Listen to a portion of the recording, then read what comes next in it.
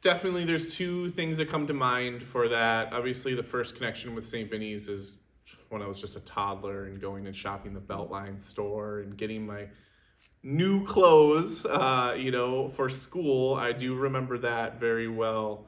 But then also, I think my big connection with understanding Vinny's was closer to right out of high school when I went to Dig and Save.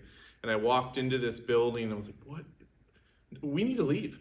But then all of a sudden, because we were going there for some building material slash curtains and whatnot, and I just immediately was like intrigued by what is this place? Why is it here? So it's really cool that I got to experience like the beginning of Dig and Save, and especially knowing my path that I've taken for the career with Vinny's, to have that memory as well as the memory of the old Beltline store. So I mean, my first actual exposure to Vinny's was shopping the old Stoughton store, just off of Main Street, going with Mom and my brothers. Yeah. But I think as far as connection to the mission, it was probably actually processing my first voucher as sure. just an hourly cashier. Yeah. And like, what is this? Yeah. What are we doing? Oh, Sure.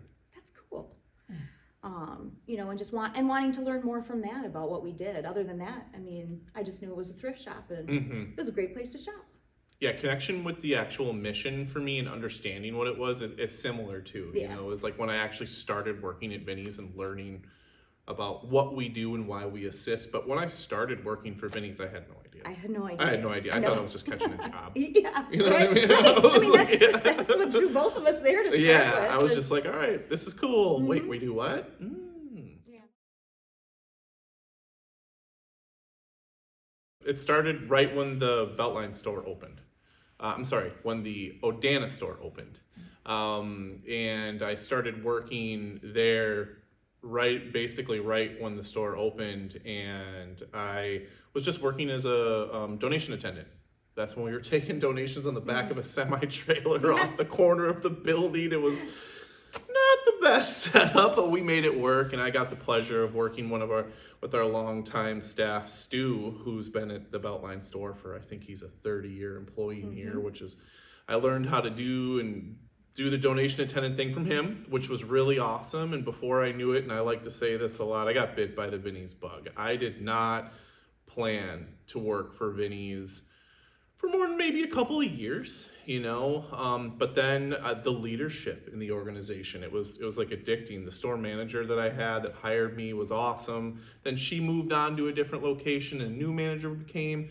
I liked my new manager just as much. And before then I became assistant manager at the Odana store, pushed me through that for about 2 years. And then I went and ran Dig and Save. I became store manager at Dig and Save for 7 years, and I love Dig and Save. Dig and Save is just a place in my heart in the organization for sure. And I gained so much experience there with working hand in hand with the clients. Dig and Save's kind of like it's a wonderful part of our organization that has all aspects of it. There's the service center there's the processing center, and there's the retail side of it. And there's so much recycling and stuff going on. So that's what really got me really ingrained into Vinny's, where I got to just be a part of everybody. From talking with home visitors, conference presidents, attending all these different meetings and really learning about the mission. Then after that, I went to the processing center to assist in some systems and becoming the processing operations coordinator. Then shortly after, I became processing center manager, and I sat in that position for just over 6 years, which was a very rewarding position because of the integration with so many staff. Such a wonderful staff at the processing center, but also for how much volume we got through and being able to develop new systems and our recycling programs. That was a really big thing for me. And then here I am now as an associate retail director, working for the organization. Since becoming director, I had such purpose in my position as Dig and Save manager or as processing manager. But once I became director and working so closely with senior leadership, it became really clear to me that this is like home for me. I'm accepted for who I am. I can be any ideas or any things that I think are beneficial to the organization are always heard. And I even felt that when I was a part-time donation attendant, but to even have it carry through this has just been such a rewarding experience. So it's curious how our journeys have been very similar with, just looking for a full-time position with benefits because that's what I needed. And I knew where Stoughton St. Vinny's was because it was the thrift store and it was a great place to shop, and went in and applied and got a call a week later like, hey, want to come in for an interview? I started obviously on the front side of the store where you were, donations, and then eventually just worked, my way up to assistant and then store manager there, and then progressed into opening the new Stoughton store next to McDonald's and Black Hawk, and then quickly moved on to opening Sun Prairie. Was there for probably about 7 years, and then got the position of senior director of retail operations. So like John, it was like, I just need a job. And then, as he says, the bug gets you. And it's definitely become my career. And like John, no plans of leaving anytime soon. So. But there's so many check marks that are in between those times. I think about my tenure of 16 years of how I got to integrate and to meet people. It's like when Brooke had just said, I worked when I ran the Stoughton store, the old Stoughton store. That's where I met Brooke. Because I remember going there to assist and being like, what is this? This is different. I remember. I asked you to do end caps, and they all were themed after fast food restaurants. The Taco Bell one was by far my favorite. Yeah, I was like, what? Yeah, you had like the purple and neon colors going on, and I'm like, okay. I'm like, I'm the doc guy. Yeah, you're definitely a doc guy. But I'll do what I do, because that was interesting, because at that point, I had been there to help with coverage because there was staffing holes. Yeah. But I was there with Diane Smith-Malloy, our old director of retail, who had her apron on, and she was doing hangbacks with me. I'm like, what is happening here? Yeah. It was an experience because you could just see everybody coming together in a void, and it was fine. But we were operating like it was normal. Yeah. So. We all help each other. Yeah, that's always been the case here. So. That's kind of, I've always been a little, I'll say crafty, because I'm definitely not artistic by any means. That's John's department. I think it was just something that I kind of came by naturally. I didn't really realize that I had a knack for it until I started to do it. And then doing a little bit more research, asking questions, and just understanding depth, and all of that, and just, like Diane, simple and elegant always seemed to be the way to go. It was the easiest to maintain and still appealing. But yeah, it was just kind of something that I had a knack for. And yeah, people definitely have a lot to do with it. Not just the people that we work with on a daily basis, but the people we serve. That to John's point, that bug is there. And it was just giving back was something that was always taught to me growing up, that no matter how busy you are, how much you have going on, you're not too busy to help somebody else. So that was something that just resonated with me when I started to learn about what we actually do, because that's just how I grew up. That's what you do. We were a very small-knit community, and you always helped your neighbor. So there's that, just the mission itself, but the people that you meet are so cool, from the customers, to people like John and you and Julie, and getting the opportunity to work and learn from each other. The volunteers. There are so many home visitors that, I've had the pleasure of interacting with over the years that I'll never forget, as well as customers. And every day is different. While it's the same, there's always something different. There's always a new challenge. There's always something exciting going on. So just the variety, I think, has a lot to do with it. Yeah, obviously the mission is front and center for me, that keeps me driven. But digging down into that, as Brooke had said, my time at Dig and Save really helped me understand the different operations, where I started to meet a lot of the home visitors and be actually where I did my first home visit, and I got to engage at a level that was different than just retail. And that really just, I was like, man, this is, I want to be here. It really helped keep me still. But something that really drives home for me, and as far as what like motivates me to be here and what dedicates me and pushes me, is our staff. You know, all the different levels of staff, everywhere from how closely I work with Brooke, to the senior leadership team, all the way down to our clothing hangers and our cashiers, why everybody is so important to our mission and what we're doing here in Dane County.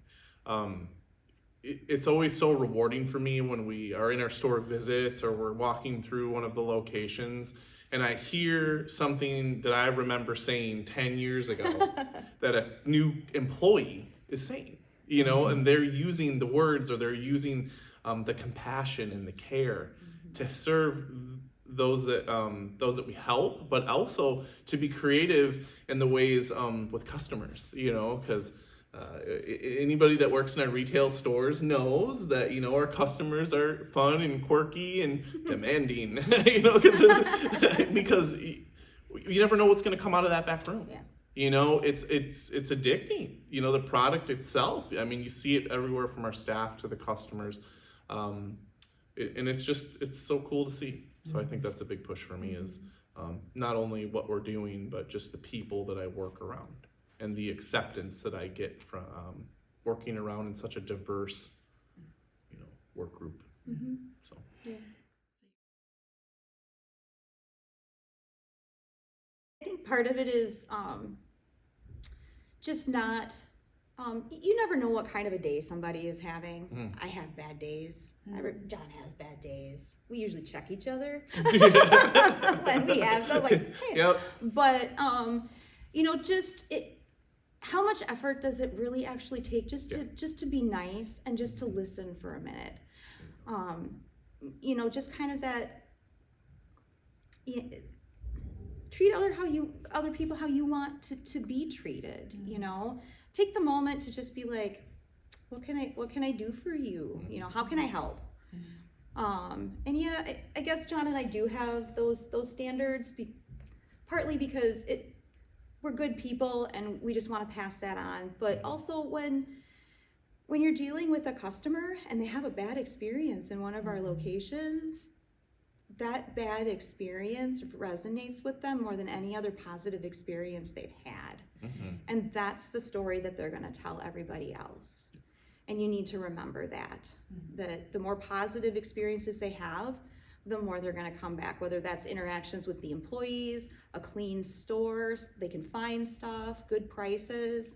I mean, just the customer satisfaction overall is really important. That's what drives our business, which drives a lot of our service stuff. So I think that's a big reason why it's really important to us. And again, that's just something I learned growing up, is it doesn't take that much effort to just listen for a second and just take into consideration the kind of day that person is having. Maybe something horrible happened, or you know, they're just blowing off steam.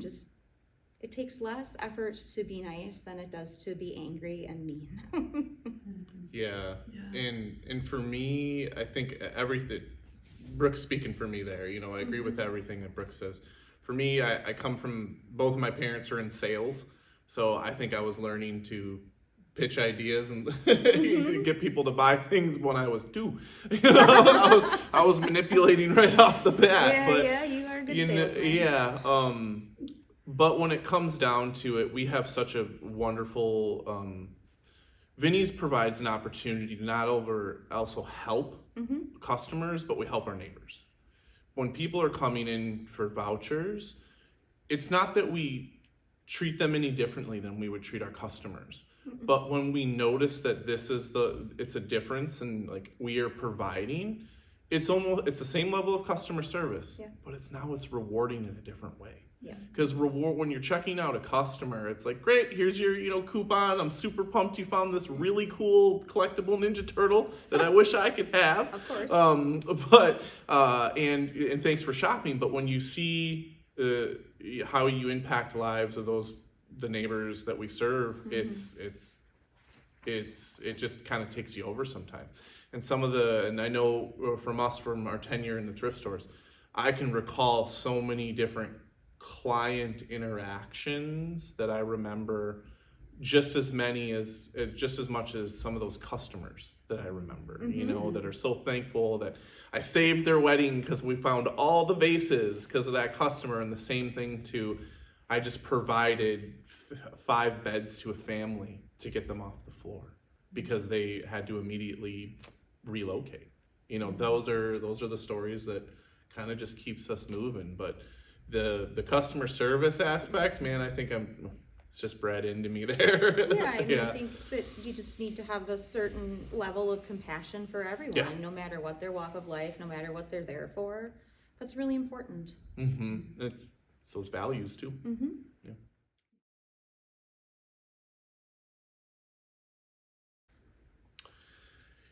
I think that when it comes down to that, there's so many different things that come to mind for rewarding experiences.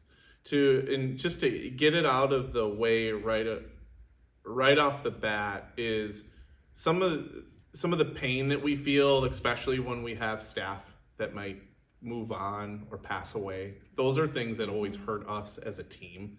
It's like Keith Ferris, for example. Yep. That rattled through our whole organization. And it was very difficult because he was just a figure at our #1 store, been there forever. So I'll start with that because, I'm just getting chummed up talking about it. But rewarding experiences, as far as memorable things, one thing that really pops into my mind, and of course today is a day, the dollar coat sale.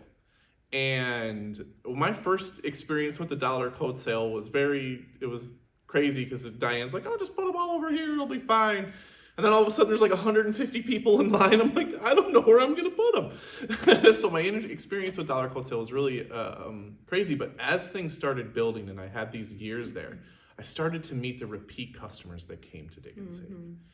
And one lady in particular that came from a local Indian reservation that would buy all of the coats to take back. It got to a point where I looked forward to seeing her every coat sale. And the customer service and the manager and me, I can't give any extra treatment, but boy, all I wanted to do was give her either the hug and be like, I'm so excited the good coats are over here. I can't do it, but I could have that interaction that I almost looked forward to.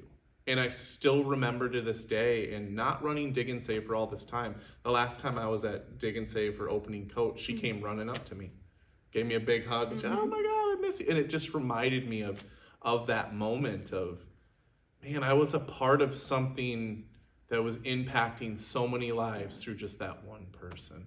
So that's definitely one that comes to mind for me, for sure. Yeah, just how we make the difference. How we make the difference, and how something so cool like our events, go through the whole community and how they benefit people in ways that you're not even aware of.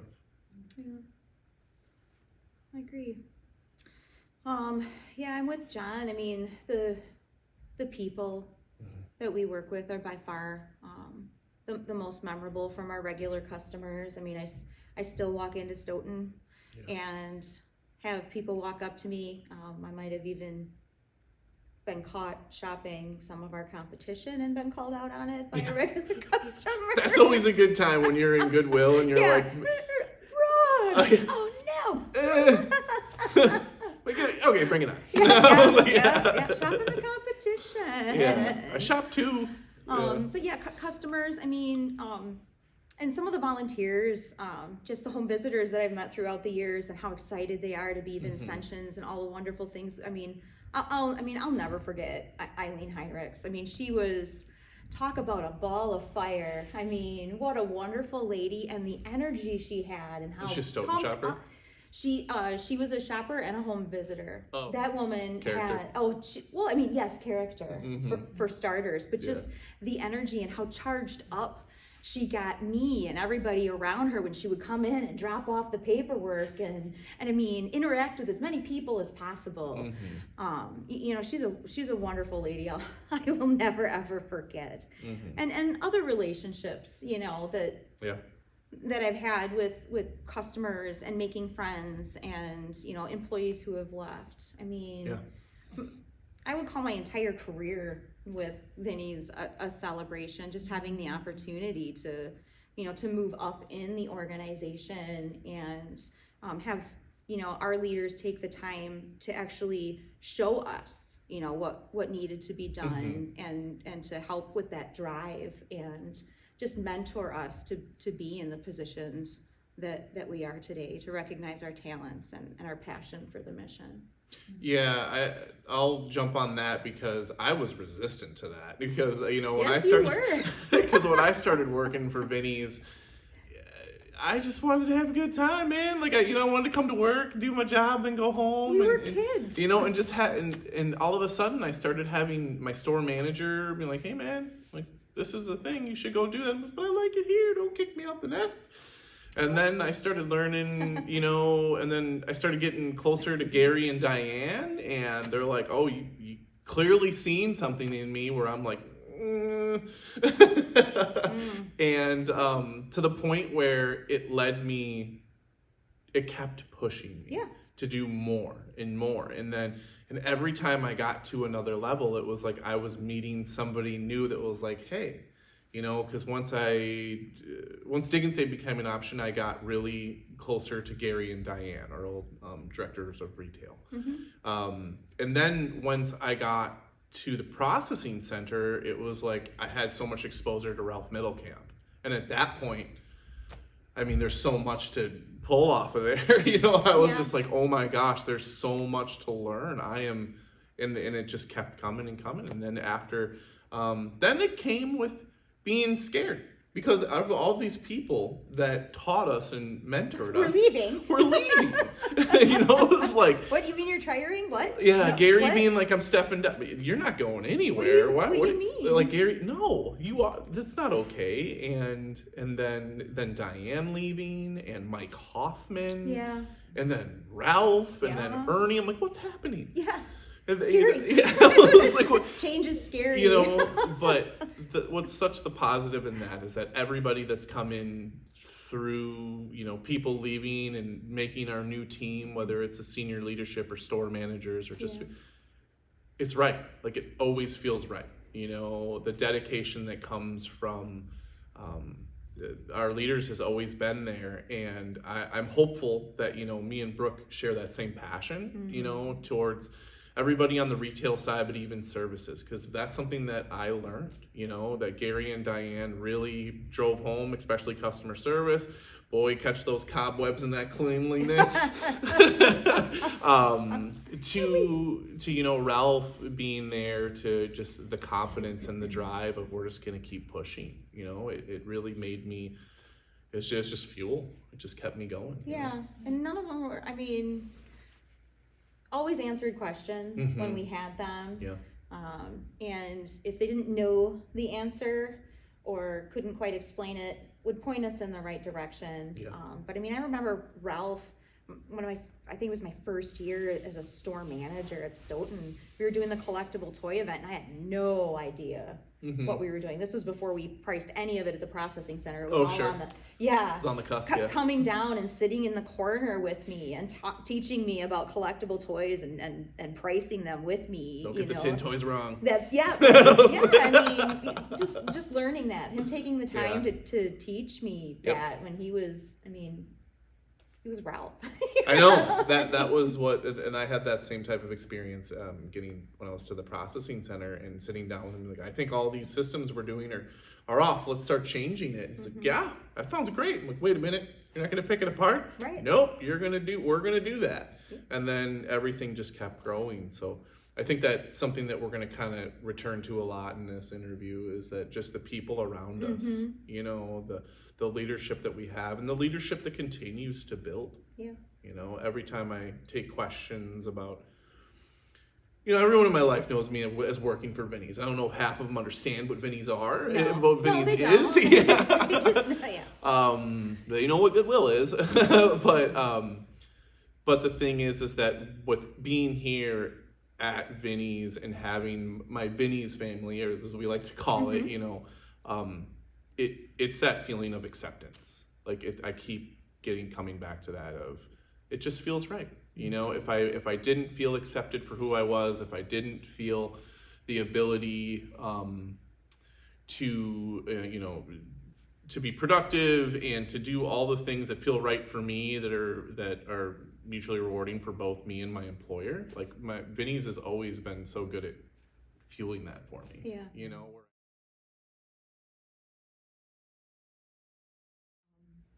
I have a couple. But I think one that's really a big achievement for me is our Oak Hill program and what I put into place in our relationship and how many lives we've changed with having over 100 guys come through corrections and us helping them through their path and their future, and us kind of developing our like pilot reentry kind of thing, where it's like assisting people, giving them life skills. Man, that was so rewarding for me, being hands-on and developing that and working closely through that.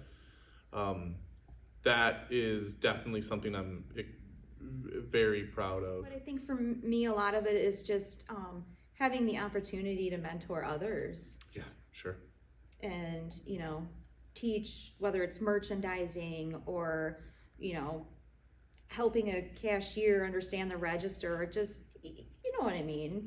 I do, because I remember learning, like, having managers near me that were your old assistants that were store managers that would use your language. Like, they would talk like you.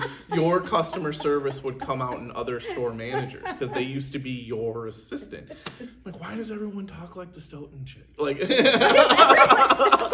well, it's because you had been tenured, and everybody had learned a lot of that. They had that exposure. Yeah. So you say it, and I'm like, I'm living that. Yeah, right. No, I mean, just having the ability to mentor and talk to people and help them. I mean, it's to benefit everything. So, yeah.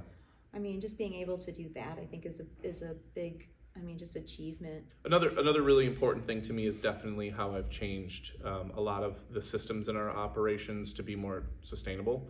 Having a hand on the recycling, pushing forward new systems so that we're recycling everything that we can and turning it into a profit. I feel like I wear the hat of when Brooke was like, you broke $1 million in recycling. I'm like, that's store revenue. Like that's equal to a store, and I'm running that out of a corner. Yeah. And that was so rewarding to me, where I'm like, wow, all of this hard work that we've put into place, and everything that we're doing at our store levels, to our outlet, to our processes, are having a positive impact. I don't like saying, there's the negative of it is, there's trash. And we do have to deal with some of that, but so much of it turns a profit. Yeah, to have every one of our retail operations, from processing to stores, be successful and be able to contribute to the entire mission. Absolutely. Yeah, I agree.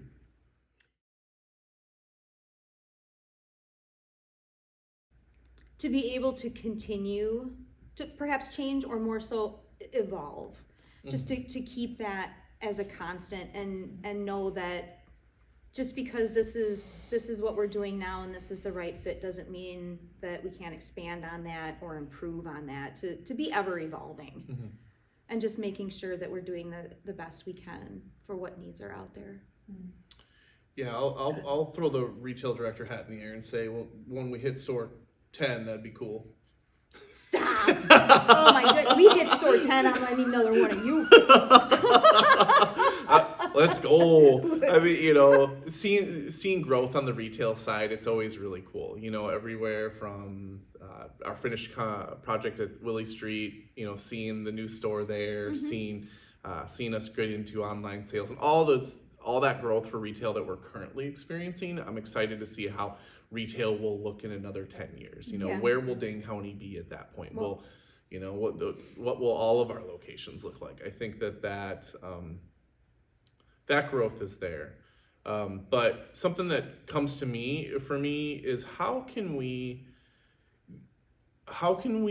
energize our staff and the people that do the work, that everywhere from the volunteers to the people that work for us, to understand not only the values of St. Vinny's, but to almost develop a way of how we motivate our staff by those, and how we can integrate that into their everyday lives, you know, of coming to work, reminding them of why we're here for those we serve, and to seeing more of that. I think Vinny's does a good job at it, but I think that if we can put a lot of that front and center, it'll really help drive home some of our additional growth, because as we grow, we'll need more people. You know? Yeah, I guess I've never. Yeah, no, I mean, I get what you're saying. Yeah. I think that I sometimes forget that, just because that's something that you and I growing up has always been kind of like, this is just norm. This is just the norm for us. But for a lot of people, they don't understand what we do and why that's so important. So yeah, I mean, that's.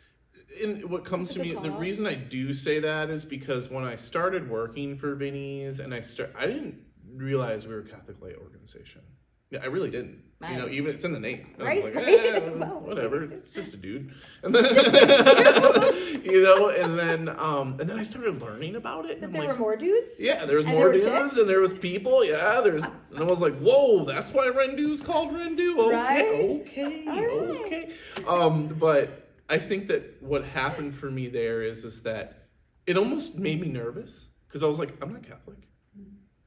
Should I be here? This is weird, you know. Sure. But then I started learning that that's not required. You know, that's not something that is needed. So I felt uncomfortable in that moment. But then you hear me sit here say that I feel accepted and I feel part of a family. Yeah. So it's like, how can we harvest more of that to our staff to make them feel belong in this family, and why we're here for the reasons we are. And for everybody to understand, you know, not just for that one reason. Yeah.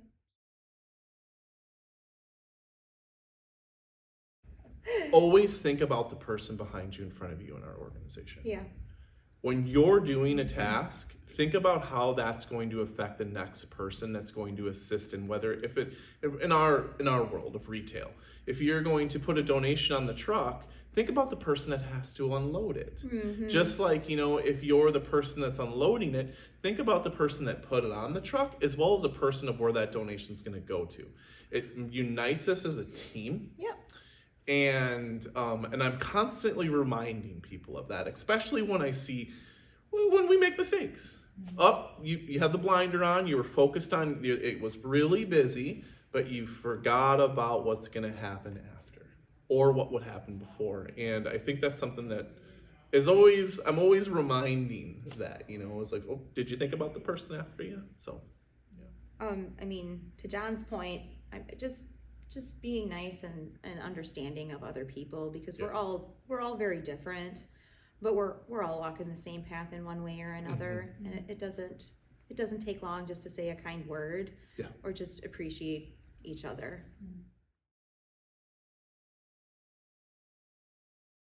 But obviously the word that is for me is zeal.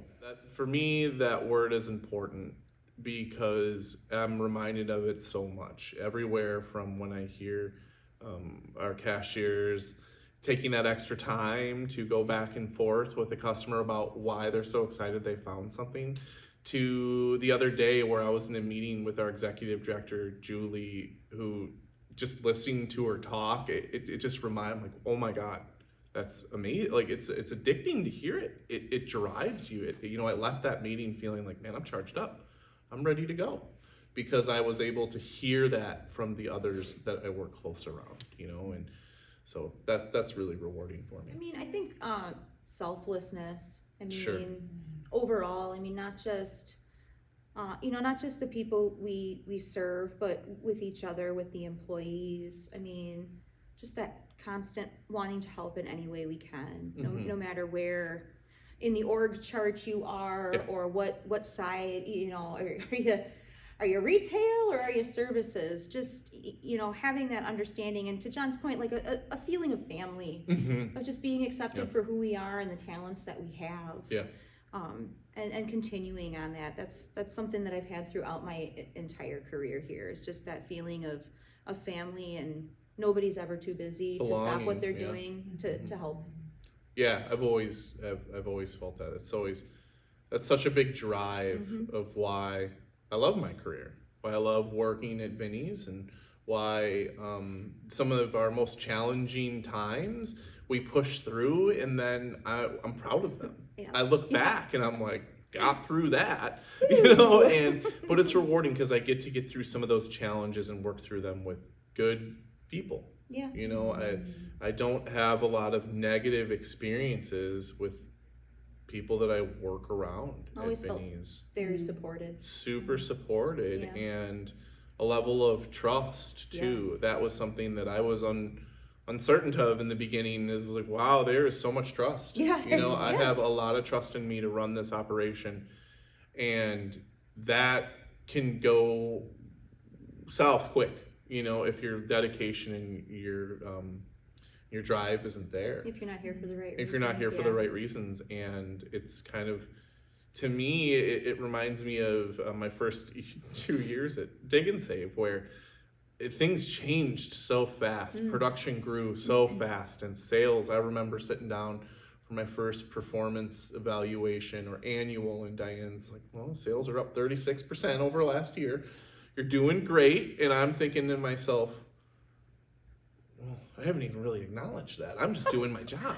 You weren't paying attention to sales? I was like barely paying attention to sales. I was so hyper focused on making sure the store was clean, the product was out. Yeah. And then I was like, okay. Processes, profits. And then I learned, and then I'm like, okay, numbers matter.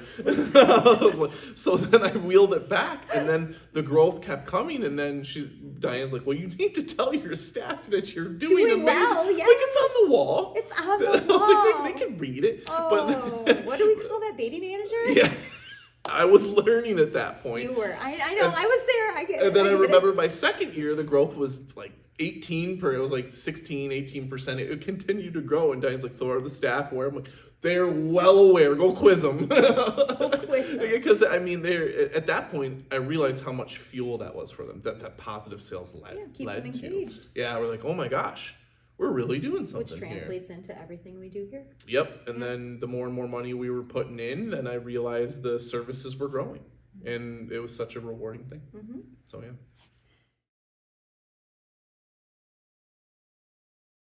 I am definitely excited to just see what the future holds in the next 100 years. How we've progressed in the first 100. What's the next 100 going to bring? What are the possibilities? What are we going to do? What are we going to change? And how are we going to continue with the mission? For me, I play it back 16 years to think about what I've been able to see in the 16 years. I remember when I started as a manager, the only technology we're really using was email, and like a fax machine. Right. And now, in my position, everything is technology based. Everything, we're the communication immediately. Our POS system, the data that we're driving our sales and our production and our donor engagement and all these things. What is that going to look like? Where is technology going to take us as how we help those we serve? That really comes to mind, and just some of the things that we're already looking to the future, with vouchers and how we can help people. It's exciting to see that, just what's in front of me, but to think about how technology is going to overall affect our mission and how we help people is kind of, it's crazy to me, because the core of our organization is that home visit, that one-on-one, that partnership, that bond. I don't want to see that go away. It's so important to me, and it seems like technology is something that's sweeping that away from a lot of people. So I don't want to see that happen to our organization, and I know that leaders won't allow that, because that's the core of it. Yeah, you're right. That one-on-one is really, really important to everything that we do. I can't imagine not having a one-on-one interaction. But technology is crazy. But I think that's another reason why we just need to pay attention and continue to evolve with everything else around us. For sure. I mean, we don't want to get stuck in the past, because that's when we lose efficiencies, and that's when we start to lose a lot of the other things that we rely on. So I think I've said it a lot in just, it's kind of come out a couple of times, but I am overly grateful for all the leadership that has been in Dane County, you know, and being able to be near the leadership team is the reason I'm at where I'm at. And I'm so thankful to, as resistant as I was to Diane and Gary, I'm so thankful that they kept pushing, you know, and I'm blessed to have been able to be a part of interactions with previous leaders as far as Ralph and Ernie, and to be involved in that, and then even to have the ability to be to represent Dane County on a national level and go out and amongst and talk with other store or retail staff across the country and represent us. Oh my, it's not only is it rewarding for me and it makes me proud, but it also resonates that trust. So I can't thank leadership in our organization enough for you know, being a part of this mission and it really molding me into the man that I am now. So I'm thankful for that. I'm just I'm grateful for the opportunities that Vinny's has given me. I mean, it's just been a wonderful journey. And to John's point, I mean, I don't know exactly where I would be right now if I hadn't started the Vinny's path. In all honesty, I mean, I always knew I wanted to help people, and I never imagined it would be this. But I'm very grateful that this is what I ended up doing. Yeah, I can definitely jump off of that, because I did not see this being the future. I did not see this being my career path at all, and that's something that it affects me weird, because when I'll meet friends or I'll see friends and family I haven't seen in a long time, and I tell them, I'm still doing Vinny's and this is what I'm doing. They're like, what? Yeah. That is not what any of us had you planned out to be, man. You know, like that's where you're at. But the stability, and that's something that's really important to talk about. And I talked about that the other day, is the stability that Vinny's can bring to you, not only to those we serve, but to people that jump on our team. Yeah. It changed my life immediately, where it created a level of stability where I started focusing on things I never thought I would. Family, relationships, things that now are really mean everything to me.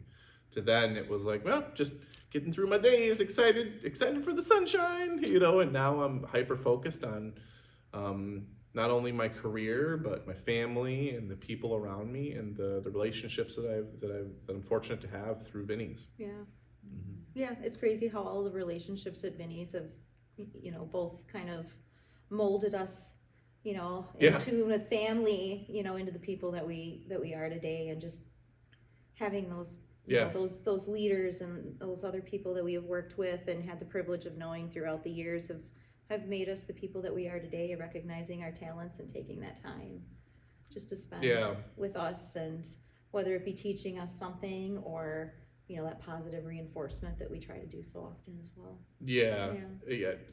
And it's crazy to think about. It's like when we just talked about how when I first met Brooke in the Stoughton store, I would have never thought that this is where we would be. Either, Mr. Cobb, either one of us for that matter. I was like, that wasn't. It's so crazy to think that I can replay that memory, and now here we are. You know, and then I can remember all the different checkpoints. I can remember when we were opening the relocated new Stoughton store, and things were changing, and working hand in hand with Brooke and getting product to the new Some Prairie location. Yeah, it's like there's so many things that me and Brooke have done together in building the relationship that we have, but also in building Vinny's. Yeah. So now, as we sit together here in the relationship of directors. You know, it's like what's next? You know, what does the future hold for us? According to you, store 10. Store 10. Exciting.